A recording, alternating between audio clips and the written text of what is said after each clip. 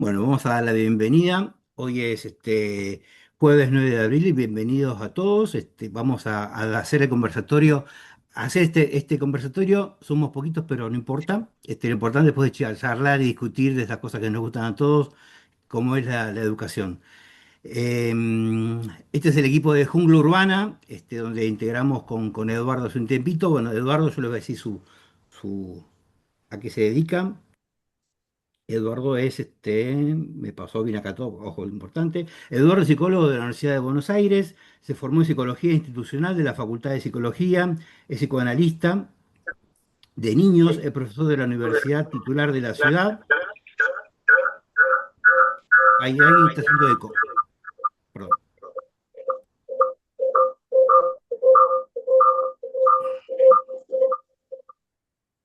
Ahí está, perdón.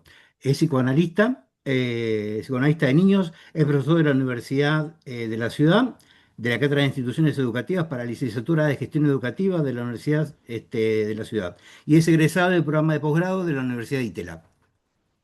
Y además, bueno, un compañero también de trabajo del equipo de Maxi Ferraro y del equipo de Jungla Urbana.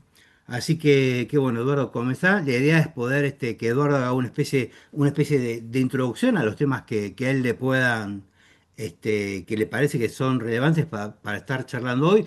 Y después, de todas formas, esto es un conversatorio, la idea es poder conversar, charlar, discutir temas vinculados con la educación y alguna cuestión a Eduardo que le quieran hacer alguna pregunta o empezar a hacer algún tipo de intercambio. Así que bueno, Edu, todo tuyo. Bueno, buenas tardes. Agradezco que estemos acá, bueno, con la intención de poder dialogar sobre educación. La invitación fue aceptada y bueno, fuimos convocando en momentos donde quizás para pensar sobre la escuela hay que detenerse, ¿sí? Como a veces uno dice, parar la pelota y reflexionar de lo que ocurre en las escuelas, las instituciones o los sujetos que habitamos esos lugares. Eh, Voy a retomar de mi presentación para que sepan, digamos, por qué les voy a compartir algunas cuestiones que elegí, ¿sí? Justamente para la conversación de hoy. Eh, Primero que mi formación en las instituciones y además que mi ejercicio profesional en universidades me hizo ir pensando y construyendo muchos saberes, eh, y también la oportunidad de compartir, de que, que en el aula se compartan muchos saberes de muchas instituciones al mismo tiempo.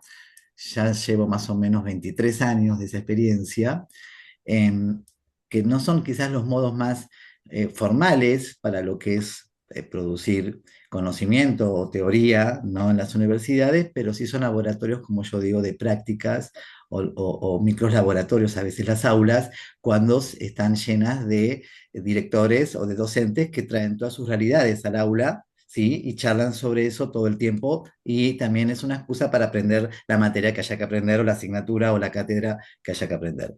Soy formador de adultos, ¿sí? Formo adultos, formo psicólogos y profesores, docentes y directivos. eh, y también me dedico a lo que es el psicoanálisis de niños. Les digo a propósito ese entrecruzamiento, ¿sí? Porque por momentos voy a estar hablando de algunas cosas que seleccioné de las escuelas o de la escuela, ¿sí? Y también a veces de los sujetos, ¿sí? Para mí son dos cuestiones que no las puedo separar, más allá de mi formación, sino que cuando pienso en escuelas, inmediatamente me imagino a las escuelas, ¿no? Habitadas por niños, jóvenes y adultos, y también cuando pienso en los sujetos, en mi consultorio, sí, los tengo que situar siempre en una historia, en una familia, en una escuela, sí, en todos los lugares donde se despliegan las subjetividades. Em, por otro lado, también quería que fuera un conversatorio, me parece, no queríamos engañarlos en la cita, ¿sí? Entonces, también algunas cuestiones que elegí para compartir con ustedes son disparadores para ponernos a pensar, ¿sí? Y yo creo que como nos interesa la educación, me parece que es un tema de los adultos, ¿sí? Ponernos a pensar cuáles son los problemas hoy de la educación o cómo entendemos o llegar a unos pequeños acuerdos de cómo entender, ¿sí? A las escuelas ¿sí? A los docentes y a los estudiantes y a las familias, ¿sí? No quiero ser a veces academicista ni teórico, les pido disculpas si me voy a veces por ahí, si es mi vicio profesional en ese sentido, pero igual es el modo en que tengo de transmitirles lo que seleccioné para hoy con ustedes. Entonces asumo en principio que no solo lo que ya estoy compartiendo y ya nos estamos conociendo, porque me parece que cuando uno va conversando, va utilizando palabras, son modos de que uno tiene de conocer a las personas. Por lo tanto, desde este lugar asomo una primera reflexión, que es que las palabras carecen de neutralidad, ¿sí? No solo para hablar de la educación, sino para hablar de cualquier ciencia humana o cualquier actividad humana.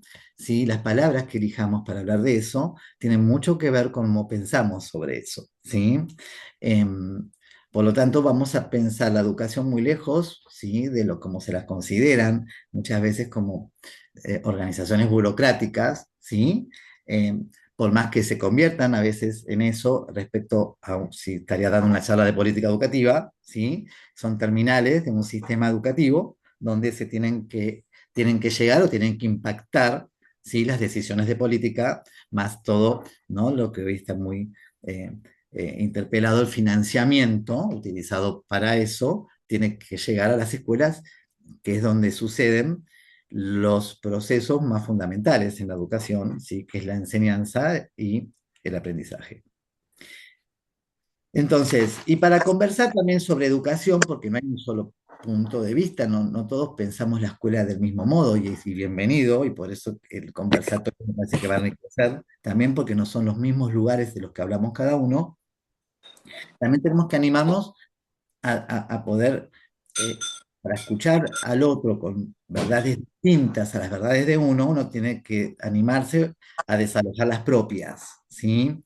Es como decir, no, entender al otro no necesariamente nos tiene que descentrar de lo que somos, simplemente es una disociación momentánea, ¿sí? Que es para poder entender y quizás tener luego mayor argumentación para decir pienso, como piensa uno, ¿no? Uno a veces se ve más nítido o también puede pescar algo del compartir, ¿sí? Y ampliar, ¿no? Las posibilidades de pensamiento. Entonces, por eso elegí la escuela, para poder hablar un poco de lo que está ocurriendo en las realidades hoy de la educación. Hoy justo que estaba pensando lo que vamos a conversar, salió un estudio muy importante que lo estaba siguiendo, que es una investigación que se hizo en el último año que se llama Escuelas Desbordadas, ¿sí? Justamente me sirvió porque en realidad había unas cuestiones que quería decir más simple y en realidad me vino bien. Después se lo podemos compartir porque está público y salió también en un montón de medios, pero es un documento muy sencillo de leer ese resultado de investigación de entrevistas a docentes, familias y estudiantes en barrios populares y se terminó llamando este informe Escuelas Desbordadas, ¿no?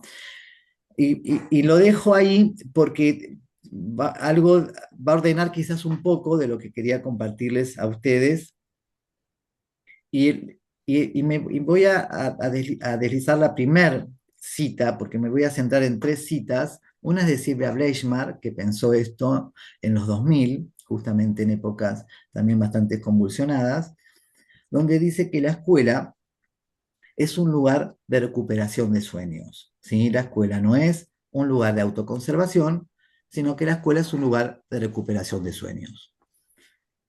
Yo elegí esta cita para poder pensar cuál es la función, ¿no? O cuál es el sentido que tienen las escuelas, o cuál es la función, si se quiere, social, o lo que se espera de una escuela en determinada sociedad, ¿sí?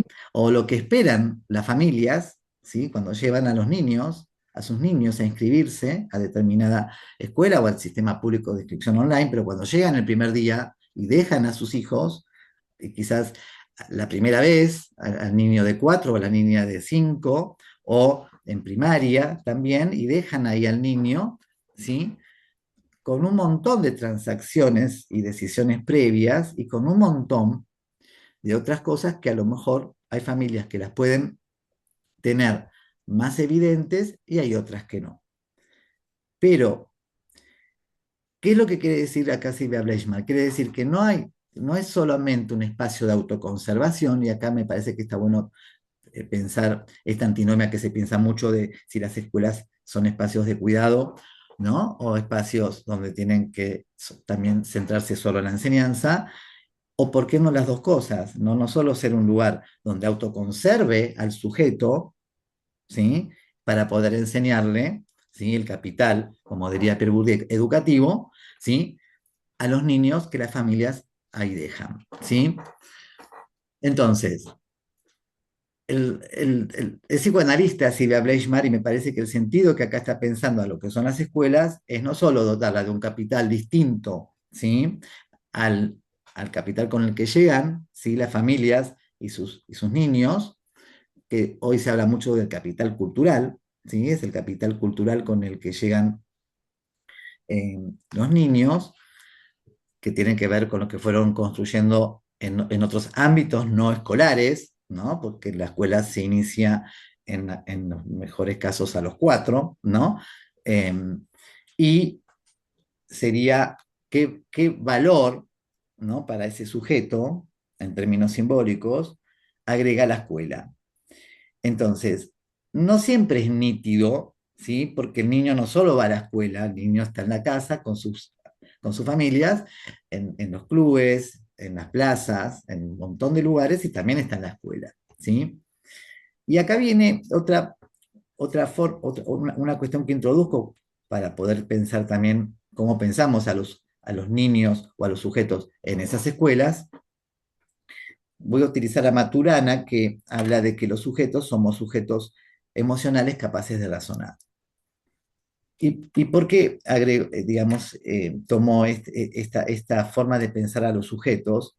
Porque los sujetos no ingresan a la escuela con una tabula rasa, ¿sí? O sea, la escuela no tiene que empezar a trabajar con los niños o con esas familias, olvidándose de todo lo que ocurrió antes con esos niños y esas familias, y no solo que tienen que inscribir a los niños en una historia social, ¿sí? Porque la institución escolar generalmente es donde inscribe al niño en una historia ya más compartida, más social y no solo singular, que es la de la familia, ¿no? La que le puso el nombre, la que le dio la crianza, la que lo nutrió, la que lo autoconservó, hasta que eligió una institución, ¿sí? Para que le agregue ese valor social o cultural también, ¿sí? Pero que también lo cuide. A mí no me genera esa antinomia. Yo a veces eso lo hablo mucho con los docentes. O sea, yo a veces digo, si vos le estás enseñando, lo estás cuidando. ¿Sí? O sea, se cierra rápidamente la antinomia. Si estamos hablando solo de cuidado o descuido, es porque quizás no nos centramos en los aprendizajes, pero todo lo que uno se proponga hacer con el niño, ¿sí? Siempre lo va a hacer con cuidado o con cualquier otro sujeto. Ahora, no es una tarea sencilla pensar los oficios del lazo y las instituciones que tienen a cargo educar, cuidar e invitar a compartir el mundo y construir lo común. Esta es una cita de Graciela Frigerio, donde nos habla de los oficios del lazo o de la función del lazo social, ¿sí? Y la cuestión de la transmisión, que no son solo conocimientos del cálculo o del lenguaje o del código lingüístico, también, ¿no? Sino que tiene que ver con el compartir, invitar a compartir el mundo para ese niño, el mundo entero, ¿sí? Y construir lo común. Por eso a ella le gusta más hablar de educar que solo de enseñar. Y por eso me parece que la escuela educa y no solo enseña, ¿sí? Me parece que hoy más que nunca tenemos que recuperar no solo la escuela como un lugar, como una comunidad de deseo. En realidad lo que está poniendo Silvia Breisman recuperar sueños, es que la escuela sea una comunidad de deseo. Yo cuando, eso lo dice René Caes, lo dice Ulloa, lo dicen otros autores, donde está el deseo de las familias que creen en esa institución educativa en un montón de cuestiones, ¿sí? Por eso lo llevan a la escuela todos los días, y luego el oficio del lazo en términos del docente, ¿sí? Que tiene que dotar a ese niño de un mundo entero y de un mundo común, ¿no? Y me parece que ahí retomamos este valor de educar en la democracia, ¿no? De educar en la cuestión de este mundo común, ¿no? Que no solo es el currículum, no solo es el currículum. Yo no soy de los que piensan que solo la escuela es el currículum en términos de los contenidos, sino que hay un conjunto que se le llama habilidades blandas, se llama habilidades blandas como si fueran fáciles, ¿no? Las blandas, ¿sí? Me parece que también pueden ser blandas porque no pueden sistematizarse en su desarrollo, en cómo se despliegan, y que tiene este componente que hoy se habla mucho, que es de volver a hablar en la escuela, y fíjense, para mí esto es un analizador muy bueno para hablar de las escuelas de hoy en las escuelas, de la afectividad, ¿no? O sea, hoy muchos pedagogos están hablando de la empatía, ahora vi algunos, ¿no? Algunos que trabajan en política que hablan la justicia Me afectiva. hace mal, ¿no? De verdad me hace mal. Me hace mal. Para. Ah,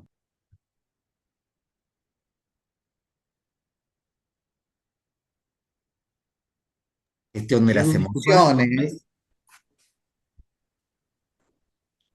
No, perdona porque había un pequeño muteamiento, por eso te, te interrumpí. Ya está, continúa, Bien, por como favor. tenemos actores, ¿no? Conocidos en el ámbito educativo que hablan de la justicia afectiva, también tenemos en otros lugares más academicistas que hablan de la gestión de las emociones o cómo recuperar el bienestar en una escuela. Y a veces yo pienso, ahí me convierto más en psicoanalista y digo, los niños son sujetos de deseo todo el tiempo. Los niños son pura afectividad permanente. Por eso retomé el concepto de los sujetos somos seres emocionales capaces de razonar. Los niños son puro afecto. O sea, no, por eso para mí es un analizador que hoy estemos hablando tanto de la afectividad en la escuela o de las emociones en la escuela, como si antes, ¿qué estábamos haciendo con las emociones, con los afectos, con todo ese mundo de los niños que es emocional puramente? ¿Sí? Em, y entonces, Eh, vuelvo al informe, que un poco también me ayudó a ordenar esto, y decía que la escuela hoy sola no puede. Esa es un poco la conclusión. Escuelas desbordadas y la escuela hoy sola no puede, ¿no? Diciendo docentes que es difícil educar hoy, que los problemas sociales ingresan a la escuela, que hoy se le está pidiendo mucho que haga la institución educativa, no está en agenda pública. Entonces, ¿cómo la estamos preparando para el futuro? ¿No? Un poco eso concluye, yo estaba preparando esto y justo leí preliminarmente un informe, no lo terminé de leer porque salió hoy, ¿no? Entonces, por eso me parecía que estaba bueno compartir, digamos, este marco con el cual uno puede pensar a los sujetos en las instituciones sin pensar si las problemáticas están afuera o están adentro, porque las problemáticas a la escuela ingresan, cuando dejan las familias a sus hijos en la puerta de la escuela, están ingresando todo junto, no dejan las cosas afuera. Por eso soy de los que piensan que dejando el celular afuera no es que se olvidan de las tecnologías adentro, ¿sí? Porque dejan afuera a los padres y dejan afuera a las familias y dejan afuera todos los juegos que la pasan bien afuera, pero cuando regresan a la escuela todo eso no está, pero está en el niño, ¿sí? Entonces, en ese sentido, digamos, para mí lo que podemos empezar a conversar, si quieren, ¿sí? Es como la escuela hoy en estos climas, no solamente locales, sino mundiales, ¿no? Puede construir pedagogía del encuentro, ¿no? Pueda generar eh, buenos buenas formas de vincularse, no solo en la escuela, sino cuando los niños egresen de las escuelas, ¿no? O sea, ¿qué importa aplicar un disciplinamiento dentro de la escuela si cuando salen de las escuelas estas cosas suceden en la puerta de la escuela, en la esquina de la escuela o a la vuelta de la escuela? ¿Sí? O sea, a mí me parece que en esto que a veces se desliza rápidamente responsabilidad de la escuela porque los niños están en edad escolar, ¿sí? Es la contracara de este informe que hablaba de hoy de las escuelas desbordadas, ¿no? O sea, pero en síntesis, la escuela tiene que enseñar el currículum, tiene que desde iniciar un trabajo, ¿sí? Con estos niños que llegan a la escuela con un capital cultural y con una historia ya comenzada, ya iniciada, ya anclada en un mundo social, ya anclada en una familia, ya anclada en una comunidad, en un barrio, en una ciudad, en donde sea, e ingresa el niño y bueno, el docente tiene que trabajar con todo eso, ¿no? Enseñarle el currículum, construir ciudadanía. eh, Acá me peleé un poco con la palabra, pero me viene los derechos humanos, en alguna tiene que garantizarlos, en alguna tiene que hacerlos, en alguna tiene que construirlos, ¿sí? Y como la única de las instituciones sociales que puede construir justicia, justicia educativa, ¿sí? A mí me parece desde la infancia, ¿no? Desde la niñez, en ese sentido. Retomando, como decía Graciela Frigerio, construir este mundo común, ¿no? Construir este mundo común con justicia educativa, ¿sí? Entonces ahí la escuela puede ser un lugar o un espacio de recuperador de sueños, ¿sí? Como decía al principio. Bueno, un poco, esto era un poco para describir eh, y escuchar un poco qué es lo que les interesa compartir, preguntar.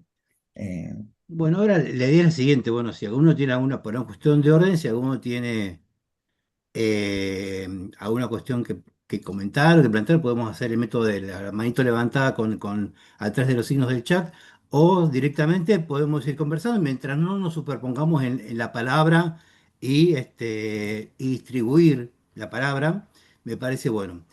Y Em, preséntense también claro, la idea mínimamente. es que nos podamos A presentar mí me cada interesa uno, qué conocerlos, sí. hacemos, qué no hacemos, etcétera. No sé si alguien quiere tomar la palabra. No sé si Natalia levantaste ahí la palabra, la mano o desmuteate y conversa. No te escucho, Natalia, todavía, ¿eh?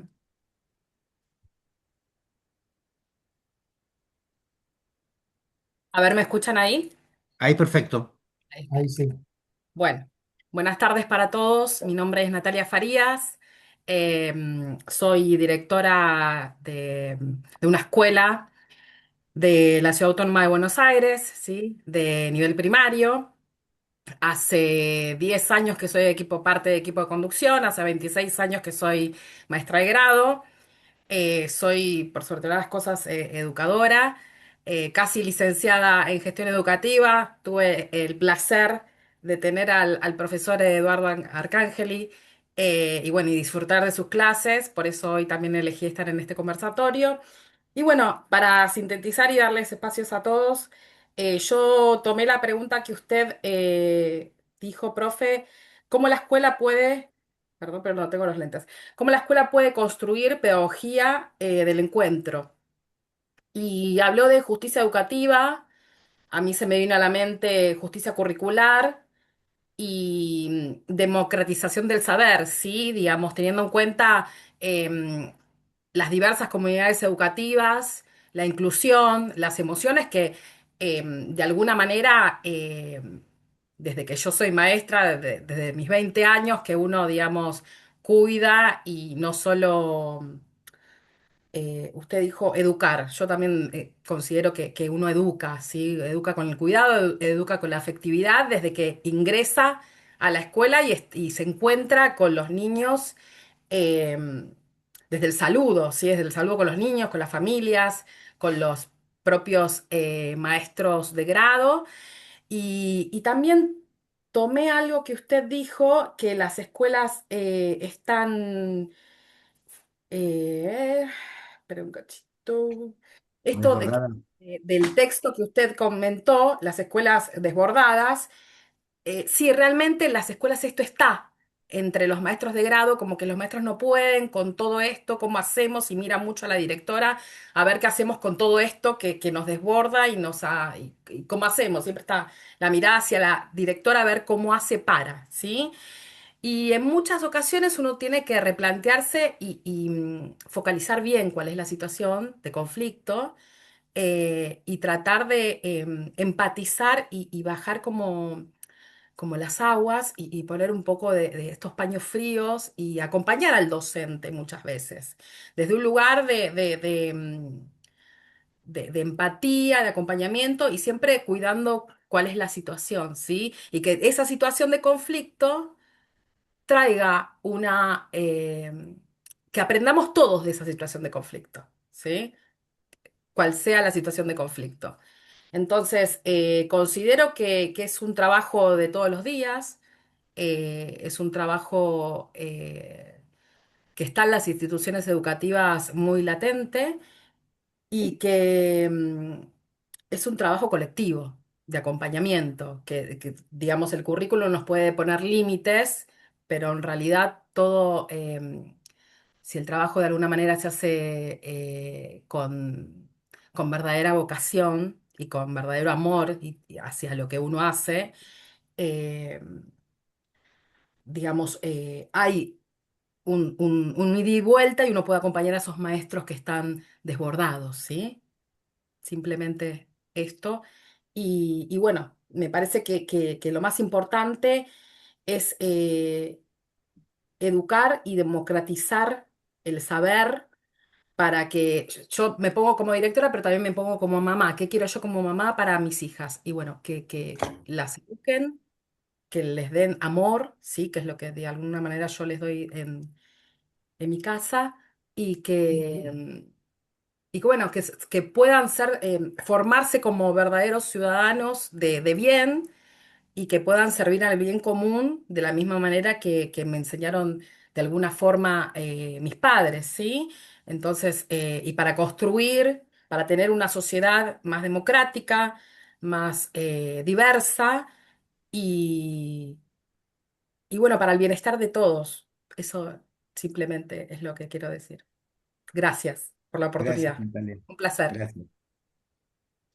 Edu, yo, perdón, no sé si alguien quiere hacer un comentario más. Yo que lo que te quería comentar, así, bueno, yo me voy a presentar ahora, entro en carácter de participante de la charla. Mi nombre es Diego, soy abogado, también trabajamos ahí en el equipo de Maximiliano Ferraro, en la parte de educación hace mucho tiempo.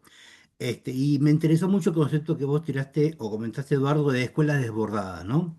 Y Mm. me impactó ese concepto y ¿cómo se llamó? Esa conceptualización. Pero mientras vos lo comentabas, en la cabeza me resonaba, o sea, estamos en una escuela, las escuelas están desbordadas porque en realidad están las familias desbordadas, porque están los chicos desbordados, porque están los maestros desbordados, porque al mismo tiempo son ciudadanos que tienen sus problemas, y porque estamos en una sociedad desbordada. Todo eso se me viene a la cabeza cuando vos comentabas eso. La escuela está desbordada porque en realidad forma parte, me parece, de toda una sociedad que está desbordada. Ahora bien, la pregunta y el desafío es, que lo comento ahora, que puede quedar para después, para que podamos seguir conversando, frente a una escuela desbordada y el título que nosotros le pusimos a este conversatorio, que es Educar para el Futuro. ¿Cómo hacemos para pensar en educar para el futuro con una escuela desbordada, en una sociedad desbordada, con familias desbordadas que tienen chicos desbordados? Quizás sea Ahí agrego, demasiado. ahí agrego la otra conclusión que llega a ese informe, que es las escuelas están solas, se sienten solas, ¿sí? A mí me parece que parte del desborde es que a veces en tiempos de mucha convulsión hay fragmentación en las sociedades. ¿Sí? En las instituciones sociales se empiezan a fragmentar, no solo se fragmentan, digamos, las comunidades, ¿sí? Por eso, cuando yo propuse pensar la pedagogía del encuentro, La pedagogía, ahí está, la pedagogía del encuentro es para que la escuela produzca, ¿sí? Generar encuentros, porque la escuela, el aula es un espacio de encuentro.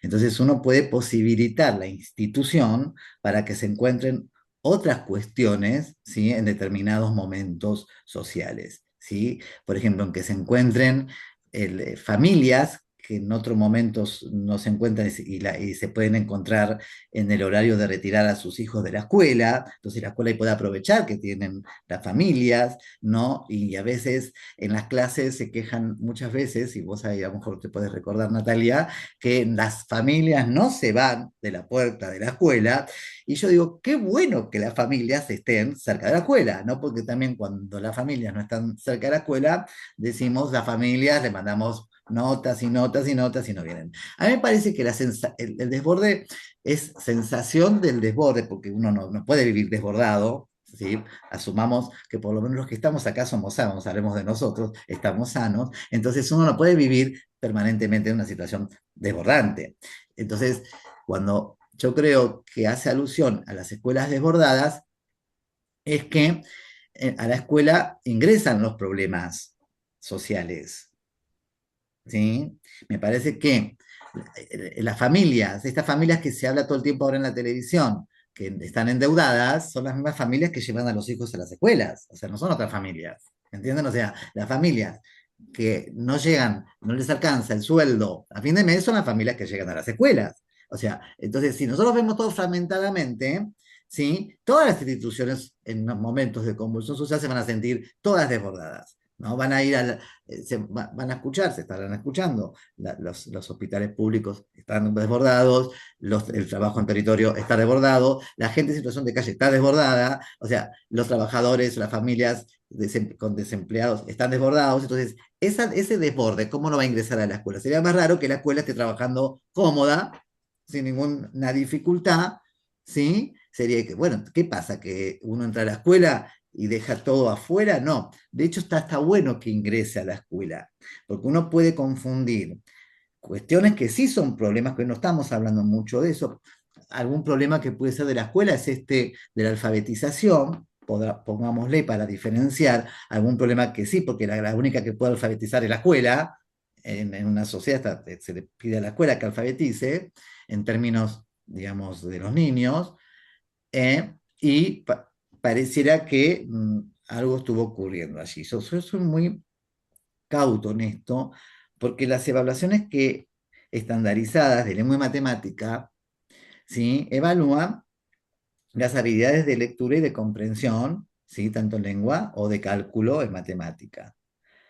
Pero los famosos cuestionarios asociados, los famosos información, digamos, más de las condiciones sociales o más simbólicas o más culturales en donde se toman o lo que ocurre en las escuelas o para caracterizar a la población que se está evaluando, ¿sí? No es cruzable, no es cruzable. Se pudo incluir que los números dan peor en escuelas con menos recursos, eso lo explicó el Capital Cultural. Pero mi pregunta que yo me hago respecto a que si hay tantos niños que no están entendiendo lo que leen, porque eso es lo que dicen, y no comprenden lo que leen, mi pregunta que yo me hago es, ¿qué entienden los niños? Porque entonces yo no creo que los niños no entiendan nada, que los niños no comprendan nada, sino que la prueba lo que dice es que el texto escrito en el lenguaje de nuestro código lingüístico no lo está pudiendo entender y comprender, pero de repente manejan de memoria un celular, ¿no? O sea, entonces ahí, para eso, desde mi mirada psicológica de niños, se utilizan quizás operaciones mucho más complejas que para lo que es la alfabetización del lenguaje, ¿no? Ojo, y de hecho ya tienen el lenguaje incorporado, lo que le falta es el código, pongámosle, ¿no? Que es el código lingüístico. Pero las pruebas esas no estarían respondiendo entonces qué le está pasando, qué está pasando. Porque si no caemos en respuestas muy sencillas, es decir, estamos formando mal, es el docente el que no está educando, ¿sí? O como llegan los niños a las escuelas, no podemos hacer nada. Y eso es lo que Silvia Bleichmann, al principio de la conversación, dijimos, no, la escuela no puede ser un espacio de autoconservación. O sea, llegó a la escuela sin leer y sale de la escuela sin leer, no, porque eso no es una escuela. La escuela tiene que recuperar el sueño, al menos, de lo que los padres pretendieron, lo que la sociedad pretende de su futuro, hablando de futuro, ¿sí? Eso es lo que la escuela puede recuperar como sueños. No solo los sueños singulares o individuales, sino los sueños colectivos. ¿Sí? O sea, en eso lo ligamos con la democratización del saber, lo ligamos con que educar también, Graciela ahí dice también muchas veces, es un acto político, ¿sí? Y en eso y que todo terreno educativo, de todo lo que estamos hablando, por eso también al principio les dije de las palabras, pero todo carece de neutralidad, no es un campo neutral el campo educativo. Mejor, no tiene que ser neutral, para nada, ¿no? De hecho, a mí me gusta mucho, realmente cuando enseño estas teorías de las instituciones, cuando hablamos de comunidades de deseos, que uno parece que va a decir como que las escuelas son comunidades de deseos, y viene con esta definición de Sylvia Bleichmann, que es que lo que se necesita es la fuerza del trabajo. El deseo de enseñar de un docente es la fuerza de su trabajo. Si no, ¿para qué voy al aula? Si yo voy al aula, como fui que Natalia contó, voy al aula, tengo que estar 4 horas. Si yo no voy con fuerza para enseñar, ¿qué estoy haciendo en el aula? Si a mí me da lo mismo en el aula porque los adultos, miren que también pasa, pasen por el aula y ni se acuerden lo que vimos por el aula, eso es una posición ética y política. Pasa que con los niños, ¿quién se queja? Porque yo puedo tener alumnos exigentes en la universidad que son adultos, pero ¿quién se queja? El del niño que ese día nos faltó fuerza para enseñar. Hay que asumirlo, no hay que negarlo, somos personas, estamos diciendo que somos seres afectivos, emocionales, capaces de razonar. En vez de, como decía Natalia, como directora, diré, bueno, hoy no tengo fuerza para estar con 30 niños. Y pero ahí, Yo creo que perdón, hay que asumir eso y no entrar al aula como si puedo estar con 30 niños y se me va a desbordar más de lo que uno asume que se desborda. Edu, Sí, ahí te repregunto, perdóname. sí, ¿Ahí qué Carlos. haces en ese caso? ¿El docente o el maestro no tienen la fuerza suficiente como para poder enfrentar el día, digamos, ¿no? Como nos puede pasar a cualquiera de nosotros en el trabajo. Ahí Claudia pidió la mano, ahora te doy la palabra. En la escuela Eh, somos varios, en una escuela hay un montón de gente. Digo, nadie sobra, no quiero decir que siempre hay alguien ahí exacto. circulando, ¿no? Pero, a ver, juntamos grupos por un montón de motivos, juntamos grupos para muchas cosas, y a veces hay que juntar grupos porque es mejor que esos niños la pasen mejor, ¿me entienden? Porque un adulto ético asumió, sí, que no podía estar al frente de ese día. Estoy dando un ejemplo extremo, porque a veces puede ser que no nos demos cuenta, ¿sí? Y el desborde, porque también los docentes no vivimos en Groenlandia, vivimos en la misma sociedad de las familias y en la misma sociedad que los niños. Vivimos Sí, todos en la misma ahí, sociedad, ¿sí? Digo, ahí la verdad había que pedido estamos la palabra encargados de una Claudia tarea antes. distinta. Sí. Claudia, María ¿vos Lina. habías pedido la palabra? Yo, Sí, María Lina. hola. Ah, Ah, bueno, habla Marilena, María, habla primero, María y después hablo yo. Bueno, yo leí también ese artículo sobre la escuela desbordada Mm. o la escuela desbordada. Y me gusta esa expresión de que la escuela es el lugar para recuperar el deseo. Lo que pasa es que para recuperar algo es necesario previamente haberlo tenido. Yo no puedo recuperar algo que nunca tuve. Un Eso desde el sueño, punto de vista lingüístico, ¿no? un No se puede sueño, recuperar, ¿eh? un No se sueño. puede recuperar sueños, no se puede recuperar lo que nunca se tuvo. Y la verdad es que yo estoy cada vez más preocupada por la situación actual, pero seriamente preocupada, porque yo noto que se ha ido abriendo paulatinamente. A ver, yo me jubilé, ahora soy una feliz jubilada, pero me jubilé en el año 2009 con 40 años de docencia. Si bien soy maestra normal nacional, nunca ejercí en la primaria, luego hice el profesorado de matemática y fui toda mi vida profesora de matemática en escuelas privadas al principio y después en escuela pública. Los últimos 18 años de mi carrera fui la rectora de la Escuela de Comercio número 25. Y viste que cuando uno está un escaloncito más arriba, por así decirlo, ve las cosas desde otra forma, porque una cosa es ver la escuela, la educación, los alumnos en la sala de profesores siendo docente, y otra cosa es verla desde el cargo directivo, donde vos tenés otro contacto, otro acceso a las familias o a las no familias, porque la mayoría de las veces la mía era una escuela vespertina, digo la mía porque la sentía mía, una escuela vespertina y las familias eran prácticamente inexistentes. Entonces, desde ese cargo, a partir del año 1991, fui viendo la decrepitud que iba ganando lugar en la sociedad y se fue formando, desde mi punto de vista, una zanja profunda entre los que tienen acceso a una escuela de cualquier tipo, los que pudieron tener acceso a la escuela y los que no pudieron. Y esto lo veo hoy cada vez como una necesidad más acuciante.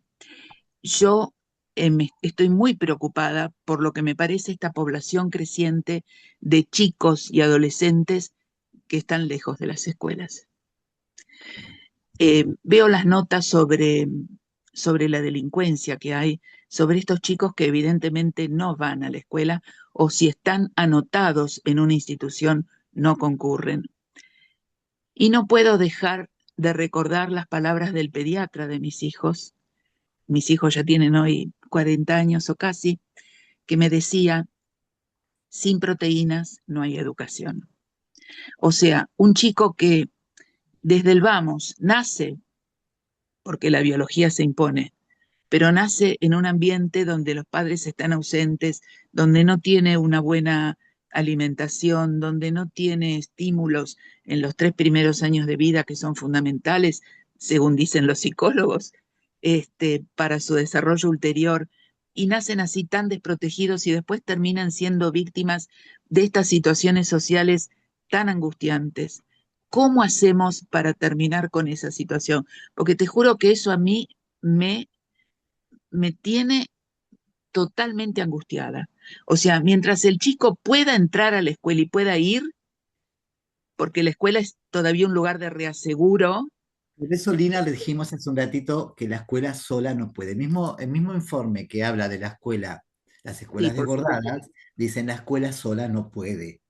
O sea, porque vos estás hablando justo de una nutrición, en la escuela puede tener un espacio de comedor, pero podemos llevar al pediatra que también tenga un cargo la POF o la planta orgánico de una escuela. Me parece que ahí tenemos que tener de nuevo salud escolar, de nuevo, o sea, en un momento de la época que está hablando Silvia Bleisman, habían desaparecido las becas, volvieron a aparecer, proliferaron las becas por todos lados, porque en realidad digamos, tiene que ver con tiempos. A mí me parece que fue a propósito que elegí estos autores para pensar con ellos, porque es una época muy parecida a la época donde empezó el movimiento de desempleados, el movimiento, digamos, de mucha convulsión social, con totalmente formas distintas, porque estamos, ¿no? 20 y pico de años después, con otros emergentes, podemos decir, ¿no? Que estamos hablando de los celulares, que los alumnos, que los chicos les motiva más los celulares, que cosas que se les ofrecen en la escuela. ¿Qué podemos hacer en la escuela? A mí se me ocurre algo que también lo voy a tomar de la psicología, que es centrarnos en la tarea, pero no la tarea, digamos, como decimos todo el tiempo, ¿no? De enseñar a calcular o de enseñar, ¿sí? A deletrear y las sílabas y todo eso, ¿no? Centrar en la tarea organiza a toda la institución, ¿sí? Organiza a toda la institución. Pero, y respecto a lo que decís de la delincuencia, no ingresa el niño a la escuela así. yo tengo esta forma de pensar. El niño no ingresa a la escuela siendo un delincuente. No, no, el Y la problema es escuela, cuando lo la... que puede suceder es que es otra institución que tampoco pudo hacer nada, podemos decir. Pero es una institución que no pudo hacer nada y una familia, ¿sí? Que hizo y construyó muchas veces esa subjetividad, ¿sí? Más el entorno, más la historia, porque también acá no tenemos que olvidarnos, si queremos ser éticos y honestos y tener una conversación sincera, la historia. ¿Sí? A mí, tanto como es ético lo político, también la historia. Y la escuela ancla al niño en una historia social, Mm. ¿sí? En el momento que los padres inscriben en la institución pública al niño, lo inscriben en la historia, ¿sí? En una Edu, historia totalmente ya que se le va de las manos a esos padres, pero esa es la decisión de inscribirlos. Y es la escuela la que tiene esa oportunidad de cambiarle la historia a ese niño. Pero no que uno quiere estar todo el tiempo cambiando, no, es haciendo lo que tiene que hacer, ¿sí? Es la posibilidad de cambiarle la historia. No todos los días y todo el tiempo. Las familias que estamos hablando, desbordadas, estas que estamos diciendo, ¿no? Que nos preocupan un montón hace mucho tiempo, logran muchas de ellas inscribir a los niños en las escuelas. Pero también hay muchas escuelas que no logran sostener al niño. Ujú. Es cierto. Eduardo, Entonces, habías no va a venir de pedido, nuevo esa familia, ¿eh? Esa familia pudo venir una sola vez a inscribir al niño. No Mm. sé si va a poder volver otra vez. No. Edu, te ha pedido la palabra Sí, Claudia. perdón, sí. Bueno, yo suscribo lo que dice María Lina. Primero me presento, soy Claudia Fafián, tengo un título de licenciada en Ciencia Política y profesora, y bueno, este año, si Dios quiere, también defiendo mi tesis de maestría en la Universidad Nacional de Río Negro sobre las concepciones de la educación tecnológica en un instituto de educación superior de Puerto Madryn, Chubut. Y en los 30 años que trabajé en Chubut, hasta el 2023 como docente, tuve la dicha de trabajar en dos escuelas periféricas. Y lo digo tuve la dicha porque yo ahí daba primero formación ética y después cuando se cambia el diseño curricular pasó a ser construcción de la ciudadanía. Ujú. Y fueron dos materias que yo disfruté de una manera espectacular, no solo por mi formación, por mi biografía, sino por el vínculo que yo fui construyendo con algunos de los estudiantes. Y en este momento se me vienen a la mente, y lo digo con emoción, dos estudiantes del turno mañana que no aprobaban la materia, no podían pasar, no me acuerdo si a segundo o a tercer año. Y yo le pregunté a la vicedirectora, con la cual yo tenía un vínculo humano y pedagógico de respeto mutuo, si podía implementar una dinámica de juego desde una visión sistémica. La vicedirectora me lo autorizó. A través de esa dinámica, este estudiante, nunca me lo voy a olvidar, pudo verbalizar que uno de sus hermanos murió en la puerta de la casa de un escopetazo acá en esta parte. A partir de ahí él pudo aprobar la materia. Pero él primeramente necesitaba, a través de esa dinámica que yo implementé, verbalizar su angustia, su biografía, su historia. Lo mismo me pasó con otra estudiante, turno mañana, que su hermana, Trelew, está a 17 kilómetros o 15 de Rawson, que es la capital de la provincia de Chubut.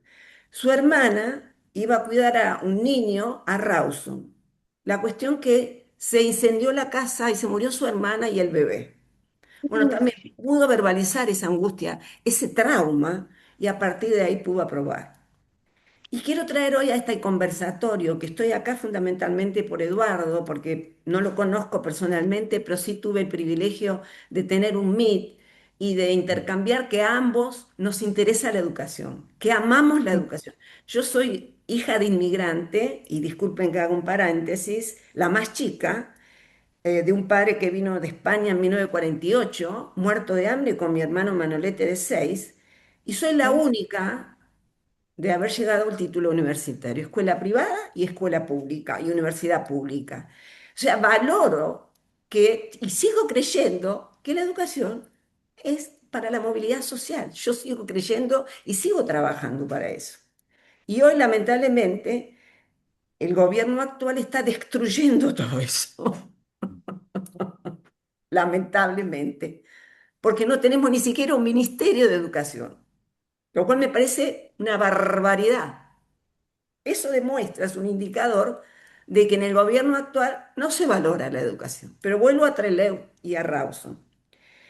A la tarde tenía otro curso, pero yo estaba ocupando un cargo de gestión, que fui directora general de Educación Superior un tiempo bajo gobierno peronista. Yo no soy peronista ni radical. Acepté ese desafío, después me di cuenta que me fui. Entré, me fui. Y vuelvo al aula y a la tarde había otro curso en esta escuela 744, porque siempre pasa allá, entre lo era esto, no sé a ustedes, los, los chicos más conflictivos iban a la tarde, los menos conflictivos a la mañana. Entre Leo era así la categorización. En Entonces Ciudad llego a también la era tarde. así. ¿Eh? En Ciudad también era así. Bueno. Llego a la tarde, estaba otra vicedirectora, y había un curso de primer año, los tenían en el aula de pintura, de música, de plástica, porque era el curso más conflictivo. Hasta los habían sacado de su propia aula. Entonces yo le digo a la vicedirectora, ¿me permitís llevar a estos estudiantes a su aula, que es donde pertenecen, porque era el lugar de ellos? Y yo implementé aula taller con ellos. Y eran los pibes y pibas más conflictivos. Mm. Y esos chicos, a través de la metodología de aula taller, de mirarlos, de escucharlos, no solo de transmitirle un contenido, sino tratarlos como sujetos. Porque yo creo que la primera responsabilidad que yo tengo como docente es que soy un sujeto y me estoy vinculando con otro sujeto. Y el año pasado, que tuve el privilegio de ganarme una beca del Ministerio de Educación de Brasil en Curitiba, fruto de mi tesis, obviamente en uno de los seminarios que fueron maravillosos, ¿con quién me encuentro? Con Paulo Freire. Para ellos, Paulo Freire, no les digo que es Dios, pero está más o menos al mismo nivel. Ujú. Entonces yo digo eso, ¿no? Un hombre que fue precursor como gran pedagogo, no solo de América Latina, sino de que cuando un niño o una niña o un adolescente o un adulto no tiene una familia atrás, y ese chico iba a tener otra trayectoria educativa, indefectiblemente, indefectiblemente va a tener otra trayectoria educativa.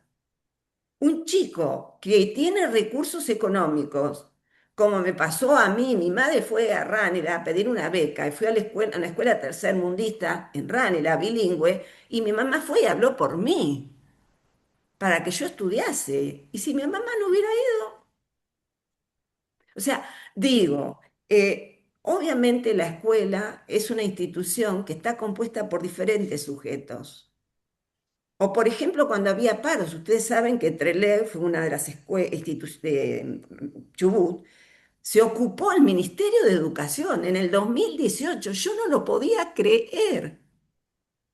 Y no fue por los sindicatos, representantes sindicales, fueron las bases que dijeron basta. Y para mí fue un dolor tan grande ver eso.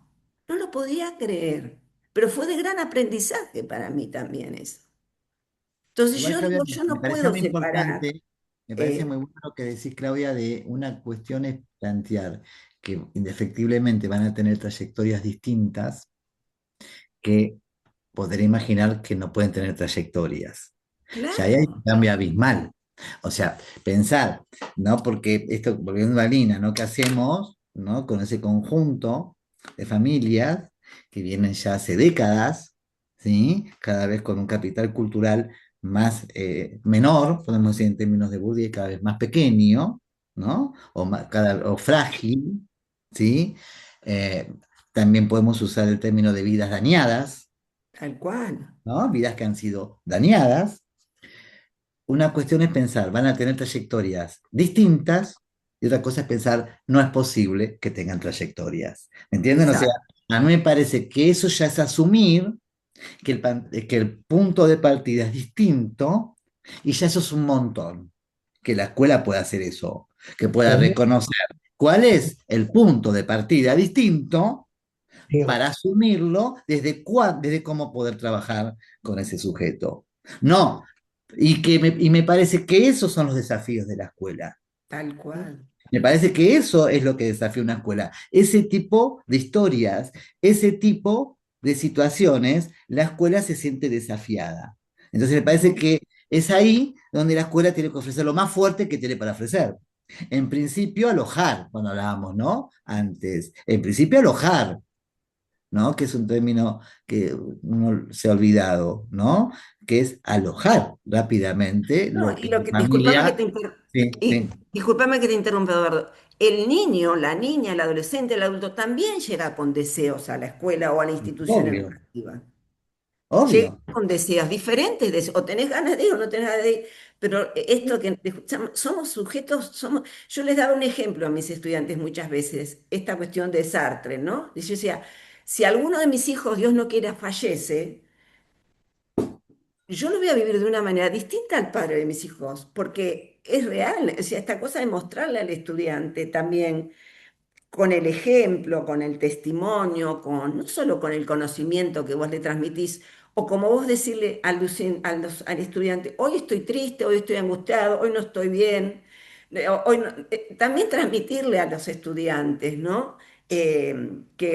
Por ahí sin contarle tu historia personal de ese momento o lo que te está pasando, pero que vos sos un sujeto, que no solo llevas a lo currículo que nos pasa a con todos, digamos. contenido. ¿No? Pero bueno, no hablo Que- más para que hable el resto. Héctor quería hablar, me parece, ¿no? Héctor, antes, dale. ¿Y qué tal? ¿Cómo estás? Bien, Héctor. Bueno, hoy, bueno, yo soy un cuasi colega de Diego. Yo estudié abogacía en la Universidad de Morón. Fui adjunto al departamento de investigaciones de la universidad. Vi muchas cosas de educación con el doctor Babington, que era uno de los educadores que estaban ahí. Y ante todo, me gustaría hacer una reseña por todo lo que yo estuve escuchando hasta el momento. Muy interesante, diferentes puntos de vista, o sea, pero como bien sabe Diego, que seguramente está ahí, aquellos que estudiamos Derecho vamos directamente al hueso, ¿no? Yo lo que estoy viendo particularmente es que voy a ser un poco melancólico, voy a retrotraerme un poquitito cuando la mayoría de todos nosotros estudiábamos, ¿no? Que no tenemos muchas diferencias de edad, y quizás yo te lo veo a vos, lo veo al otro muchacho. Nosotros teníamos una característica, a nosotros se nos enseñaba que, y los propios maestros lo decían, es decir, la familia educa, es decir, el colegio orienta y los libros enseñan. Entonces, ahí hay una característica sobre lo que yo recordaba de mi primaria, quizás cuando yo era muy chiquitito, que si yo no leía, o sea, no iba a poder aprender más allá de que un educador se desviva por tratarme de hacer, de incorporar esa currícula. Y esa parte, esa parte también la jugaba mi familia, ¿no? Porque yo de una familia muy humilde, que quizás en un momento teníamos para comer, no sé, pan con manteca y azúcar. Entonces, no es que uno cuando habla de quizás construcciones de que los chicos comen o no comen, o sea, yo venía de una familia en un momento muy humilde, hoy me está haciendo bastante bien, pero venía de una familia muy humilde, donde mi mamá nos daba, nos educaba y nos daba lo que podía, pero era la construcción, ¿no? De que volviendo, yo venía del colegio y mi mamá se preocupaba quizás por agarrar mi cuaderno de comunicaciones, por ver si me habían dado tareas, por ver si... Es la familia ocupada, ¿no? Por la situación del niño y por ese compromiso que hay entre la familia y la escuela. Entonces, cuando nosotros hablamos, yo anoté algo acá de la justicia educativa, lo que estábamos hablando, ¿no? Y del vínculo que hablaste vos, Eduardo, que tenía el colegio mismo con la familia, cuando uno deja al chico por primera vez en el colegio y qué espera justamente de ese colegio, es el vínculo, ¿no? Porque también hay no le echemos toda la culpa a la escuela, ¿no? También hay una responsabilidad familiar de parte de madre, de parte de padre, de parte de hermanos mayores, quizás, y también de ayudar a ese niño a que se vincule y también a que se sienta apoyado. O sea, cuando sale de la escuela y vuelve a la casa y ve que en la familia está ese concepto de queremos educarte, de queremos que seas alguien, de queremos formar un futuro para vos.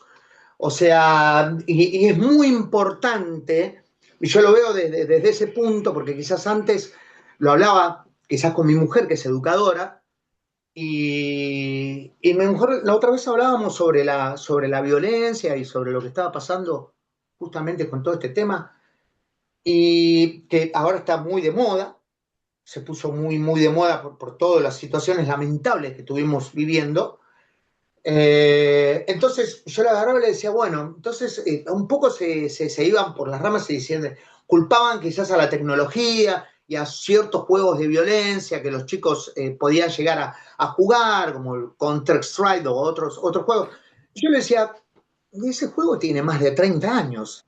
O sea, todos nosotros cuando fuimos jóvenes supimos que ese juego existía. Tiene más de 30 años ese juego. Entonces, si vamos a vincular, digamos, a la tecnología, tendría que haber pasado hace 25 años atrás. Y está pasando ahora. O sea, entonces hay otro nexo entre lo que está sucediendo y verdaderamente la causa, que no creo que sea exactamente un juego.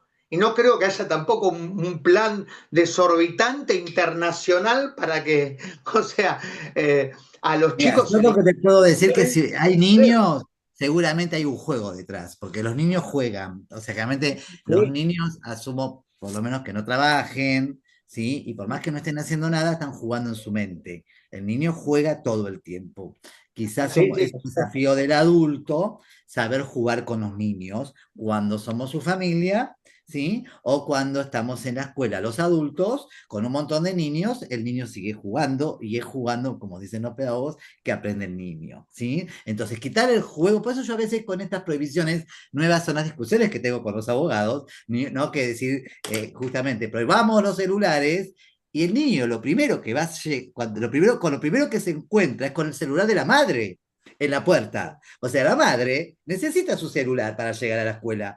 Al niño se lo sacamos y lo primero que ve en la mano de su madre es un celular. Entonces, es como decir, es acopio. televisión, no sé qué efectos puede llegar a hacer, pero también quizás estaría bueno. A mí me gusta la regulación, a mí me parece la regulación en la escuela está todo el tiempo haciendo regulaciones sociales. La escuela Sí. es una institución, además de la parte linda, ¿no? En momentos que no son tan lindos, pensar y recuperar el valor del sueño, el sueño nunca se pierde. Yo ahí, cuando no hablé de lo que para mí de la palabra sueño, pero es decir, aún en la intemperie y en los peores desbordes, unas peores catástrofes, el sueño no jamás se pierde. ¿Sí? Es lo último que se pierde, es el sueño. Entonces, por eso la escuela como función de recuperadora de sueños, y si no lo recupera, ¿sí?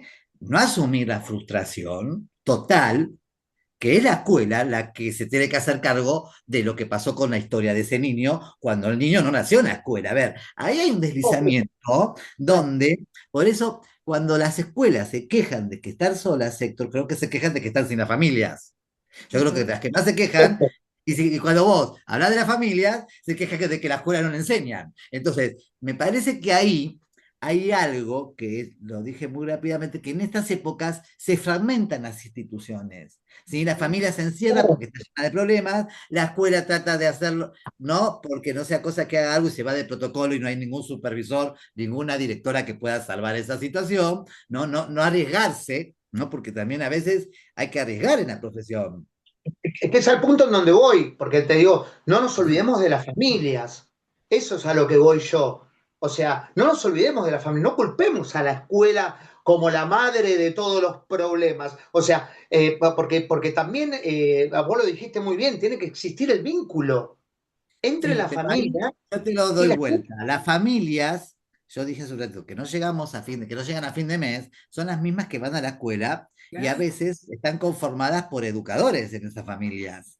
Es decir, ojo, porque nosotros pensamos, las familias con problemas están fuera de la escuela. Los adultos de la escuela tendrían que ser esa familia. Los docentes tienen hijos, los docentes también tienen, o Bueno, sea, ¿me entienden? O sea, ojo que los adultos de la comunidad educativa están inscritos en la misma comunidad, ¿sí? Con Ujú. los mismos problemas.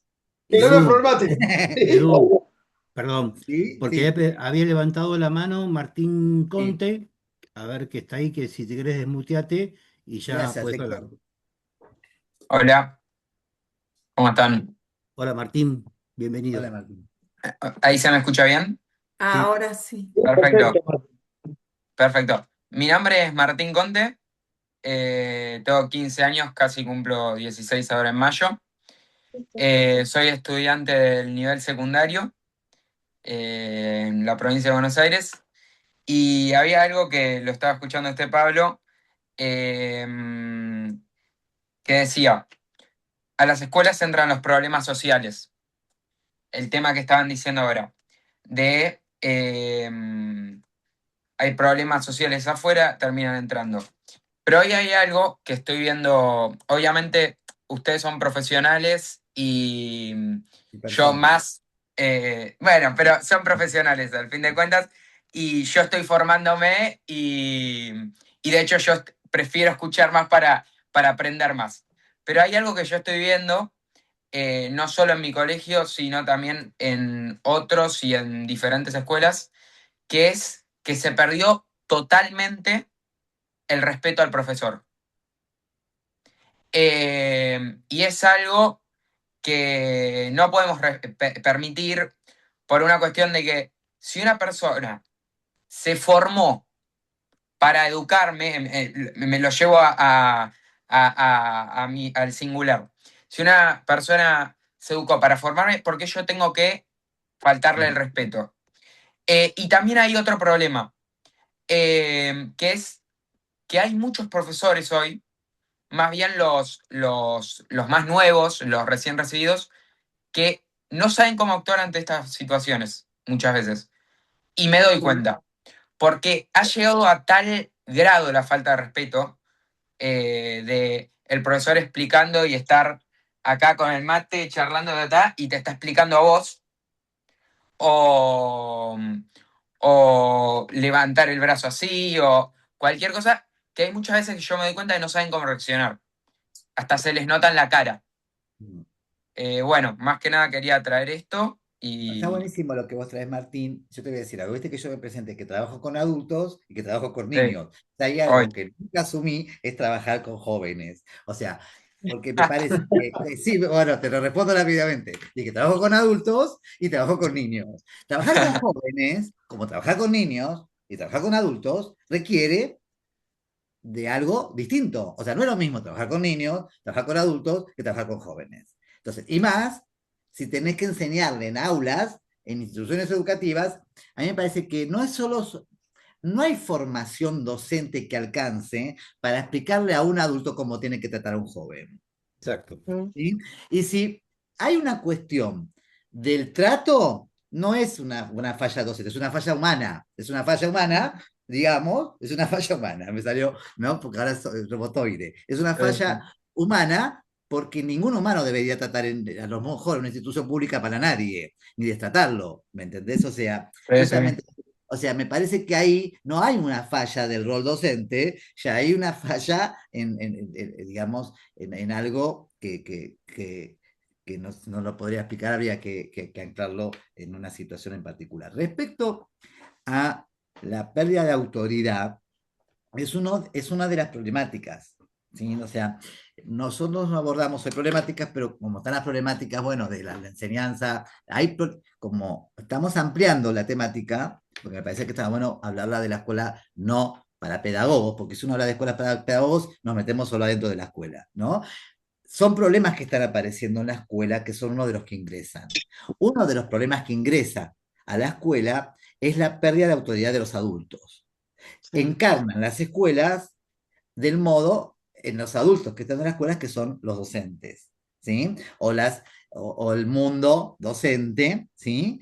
Con los jóvenes. Los que más interpelan las normas son los jóvenes encima. O sea, a mí no me preocupa que existieran las amonestaciones, o sea, existe históricamente el disciplinamiento. En esa época, ahí tenemos a Sole, una colega que sí se dedica mucho al nivel medio, pero si hay algo que ocurre en el nivel medio, y por eso yo nunca asumí trabajar ahí, es la interpelación permanentemente de la regla.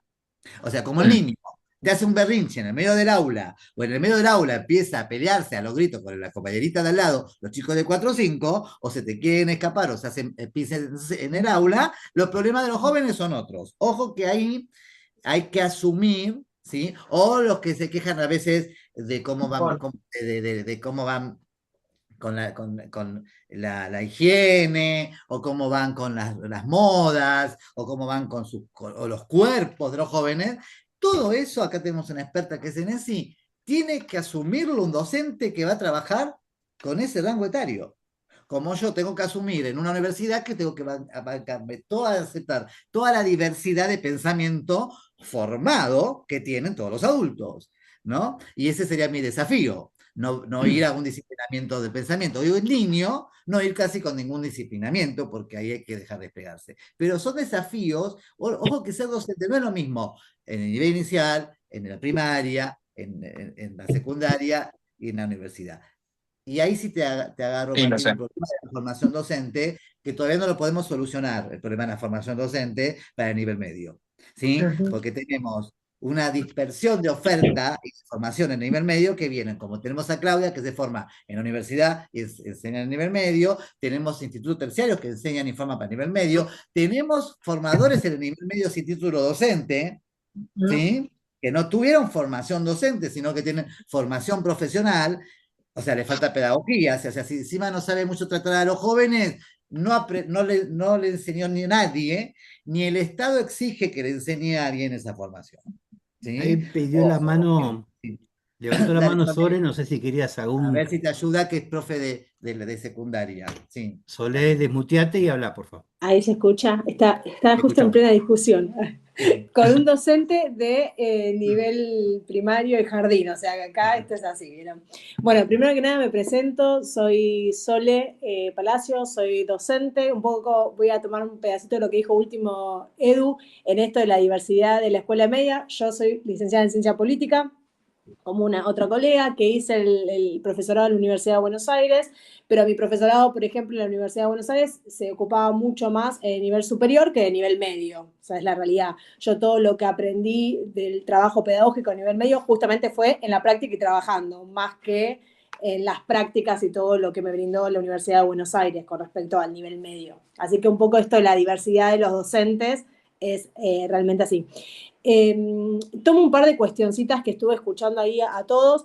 Primero voy a tomar cuestiones que dijo Martín porque me interpela directamente en relación de que soy docente de nivel medio, de nivel secundario, de chicos de tu edad en la provincia de Buenos Aires, así que realmente me interpela lo que decís y justamente es real lo que planteás. Pero también porque esto que decía Edu, nosotros trabajamos con juventudes que siempre fueron heterogéneas, las aulas siempre fueron heterogéneas, pero hoy en día nos encontramos con otra diversidad y otra heterogeneidad que tiene que ver con que, por ejemplo, adentro de las aulas tenemos chicos chicos que están con proyectos de inclusión, adentro de las aulas tenemos maestras de inclusión, adentro de las aulas tenemos psicopedagogas también, entonces no solamente tenemos capaz 30 chicos con nosotros, sino que encima también tenemos colegas con nosotros incluidos, ¿no? Y en esta cuestión de la formación docente muchas veces no nos brindan las herramientas para poder trabajar con esa diversidad. Antes, dentro de la heterogeneidad, había cierta homogeneidad, por decirlo de una manera, y hoy eso directamente no existe. Y esto de la autoría que vos planteás, estoy totalmente de acuerdo.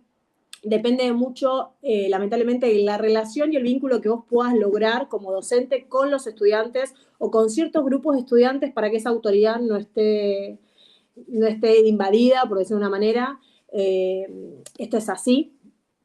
y depende mucho de esa relación. Es terrible, pero realmente depende mucho de la relación vincular que se pueda lograr con esos grupos para no tener esos problemas de autoridad. Eso por un lado. Y después por el lado de lo que estaban hablando con la cuestión de, me sale tragedia educativa, catástrofe educativa, como dice Mariana Nadowski, pero podemos poner otro nombre.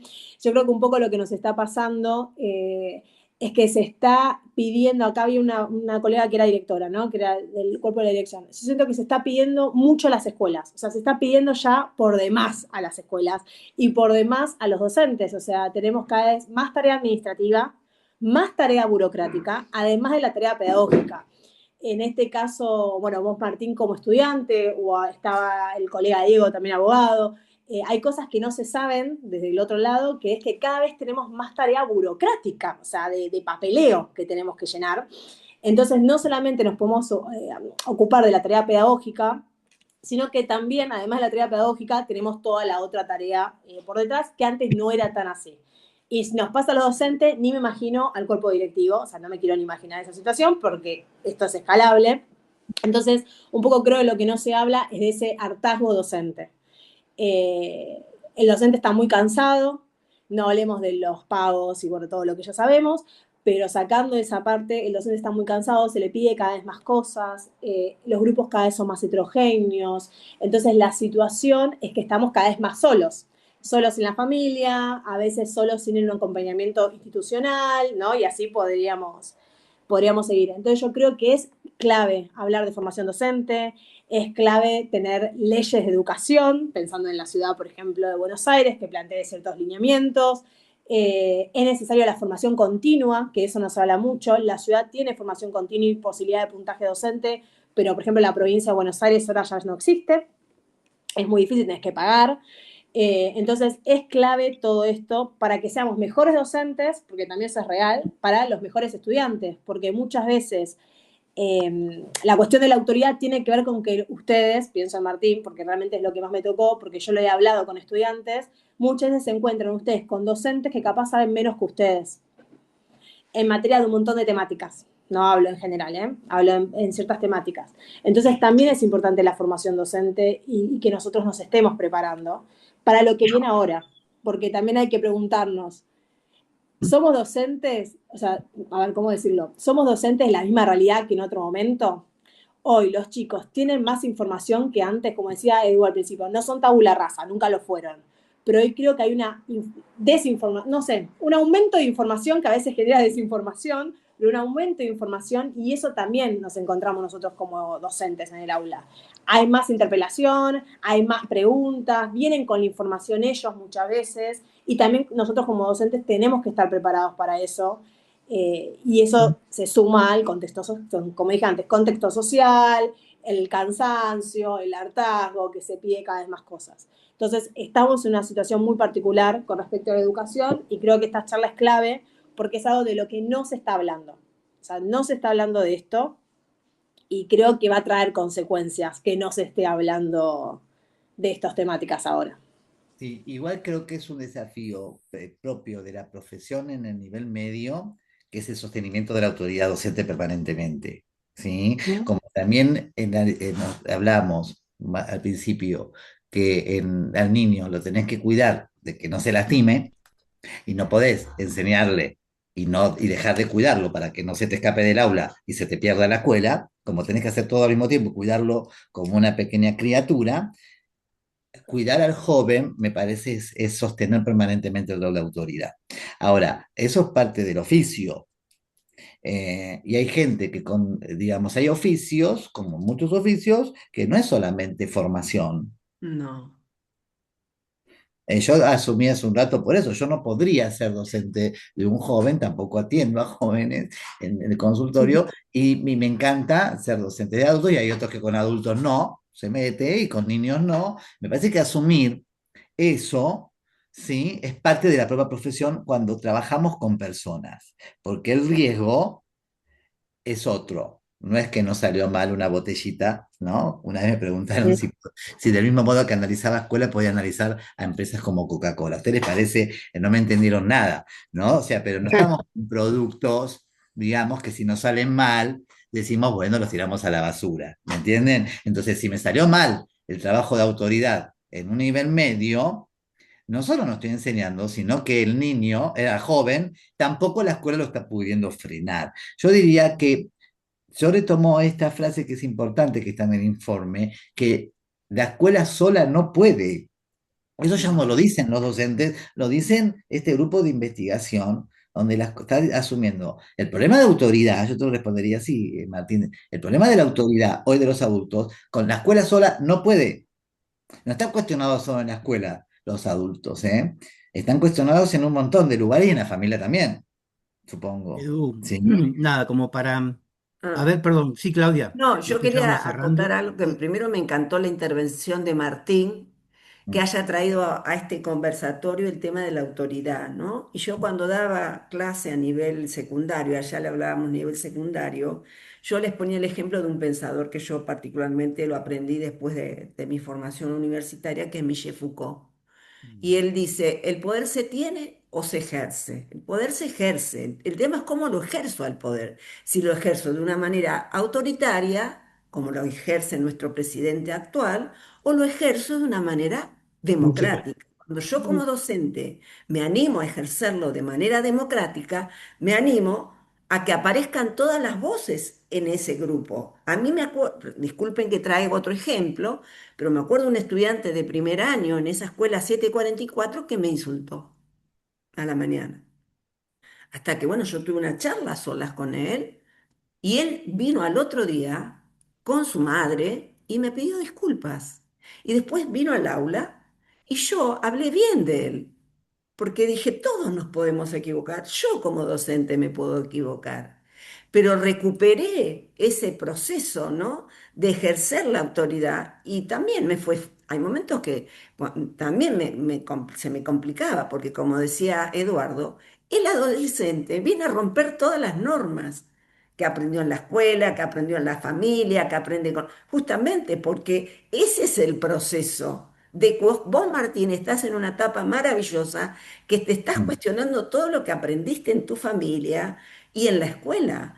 Pero me encanta que hoy un estudiante de secundaria traiga a este conversatorio el tema de la autoridad, porque lamentablemente hoy tenemos desde nuestros dirigentes políticos, y disculpen por mi deformación como politóloga, nuestro presidente, en el Congreso, en distintos ámbitos, donde lamentablemente en vez de respetarnos como ciudadanos, nos están descalificando permanentemente a través de una violencia simbólica tan fuerte. Y eso va a las escuelas, eso va a la familia, eso pasa en nuestra sociedad de hoy.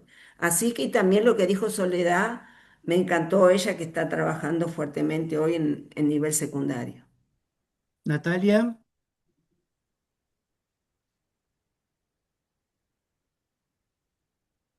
Yo quería comentar un poquito lo que estaban diciendo en el conversatorio. Anoté algunas cosas y quiero empezar tomando una frase de Eduardo Galeano, de que un niño no es una botella que hay que llenar, sino un fuego que hay que encender, y que, digamos, nosotros formamos diferentes tipos de fuegos, ¿sí?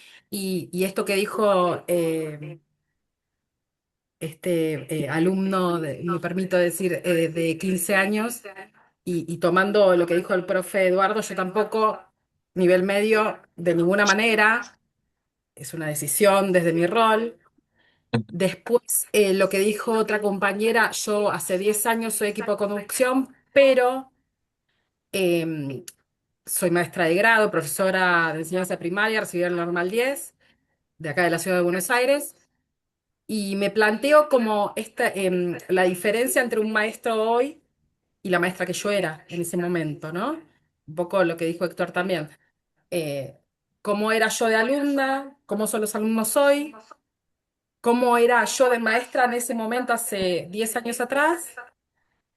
Y cómo son los maestros hoy, cómo necesitan del acompañamiento de la conducción, porque las escuelas están muy solas y que hay políticas educativas que no abrazan a la escuela y que hay políticas educativas que de alguna manera tendrían que abrazar a la escuela y decir, acá es, acá estamos formando ciudadanos, ciudadanos que el día de mañana nos van a pagar la jubilación a todos nosotros, que van a ser quizás los futuros presidentes, ¿no? Pensemos así, de una manera muy optimista.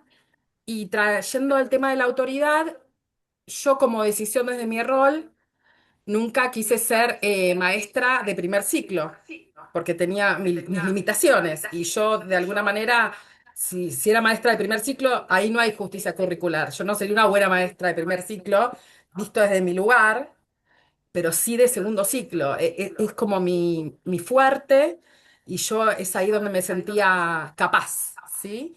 Y hoy tengo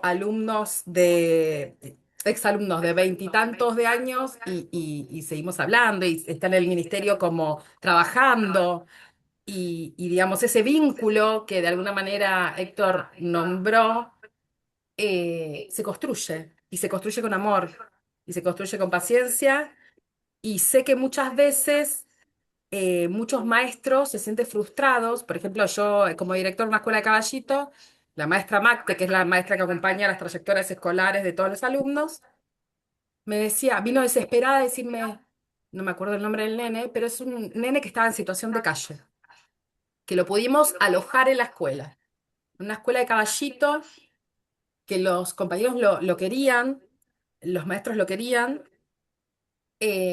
pero no, leía el libro de primer grado y la maestra Macte no sabía qué hacer con eso. Y yo le decía, pará, lo tenemos en la escuela, lee el libro de primer grado. Bueno, vamos a tomar eso y vamos digamos, el punto de partida es este, ¿de aquí en más? ¿Sí? No importa si no llega a los contenidos básicos de quinto grado, porque está en un quinto grado. Lo importante es que esté en la escuela. Lo importante es que esté acompañado con sus compañeros y lo importante es que sea un alumno querido, como dijo Claudia, ¿sí? Que abracemos a este alumno desde la institución.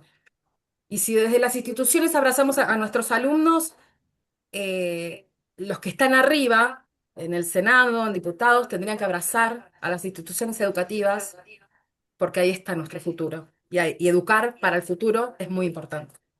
Muchas gracias.